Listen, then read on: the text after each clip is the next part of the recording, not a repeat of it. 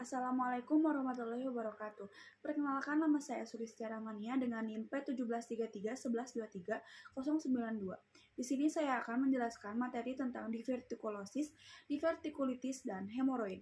Definisi dari divertikulosis adalah yaitu timbulnya kantung-kantung kecil atau tonjolan di dalam saluran usus besar atau kolon. Sedangkan divertikulitis adalah peradangan atau infeksi pada divertikula, terutama pada saluran pencernaan, yaitu di usus besar. Selanjutnya ada etiologi dari divertikulosis dan divertikulitis. Itu hampir sama karena merupakan inflamasi pada divertikula atau kantong-kantong pada usus yang terbentuk secara patologis. Misalnya karena faktor usia ataupun disbiosis mikrobiota usus. Selanjutnya ada patofisiologi dari divertikulosis dan divertikulitis. Karena disebabkan inflamasi akut karena kerusakan dari divertikulum.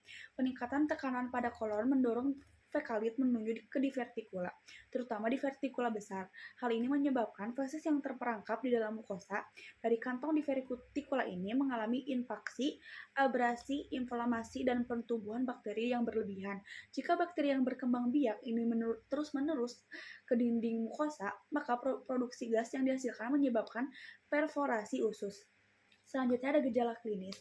Gejala yang biasa dialami oleh pengidap divertikulosis maupun divertikulitis adalah buang air besar berdarah, nyeri perut kambuhan, perut kembung, perubahan kebiasaan buang air besar tanpa adanya divertikulitis.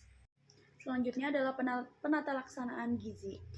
Jadi penata laksanaan gizi yang baik untuk pengidap divertikulosis maupun divertikulitis adalah mengonsumsi makanan yang mudah dicerna.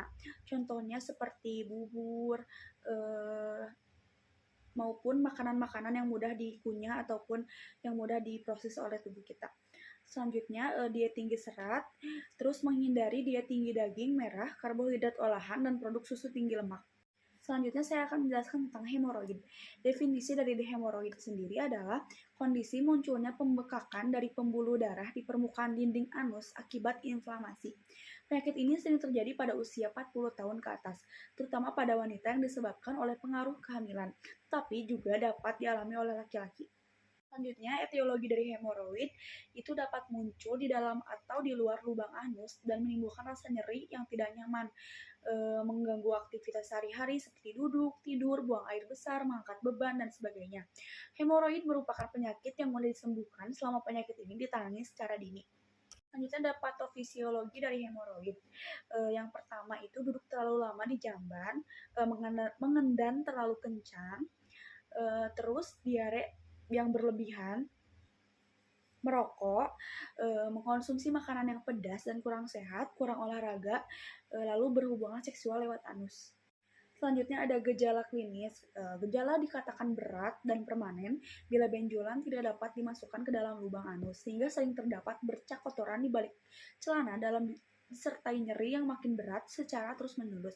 Hemoroid kecil yang timbul di dalam anus terkadang tidak dirasakan. Keluhan awal biasanya nyeri dan terus-menerus dan makin berat. Rasa gatal juga muncul di sekitar pembekakan atau sekitar anus. Keluhan semakin mengganggu ketika hemoroid membesar dan muncul sampai keluar lubang anus atau muncul di luar anus.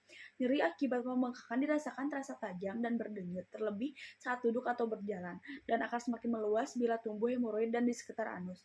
Darah akan terlihat bila hemoroid membesar. Darah dapat keluar akibat hemoroid yang telah lama membusuk.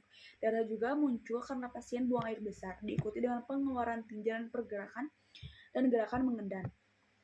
Selanjutnya ada penata laksanaan gizi untuk pengidap hemoroid, yaitu yang pertama untuk mengonsumsi makanan berserat seperti sayuran, buah-buahan, dan lainnya. Terus juga diharuskan banyak minum karena untuk melembekkan tinja dan supaya memudahkan untuk mengeluarkan kotoran. Mungkin cukup sekian dari saya, kurang lebihnya mohon dimaafkan. Terima kasih. Wassalamualaikum warahmatullahi wabarakatuh.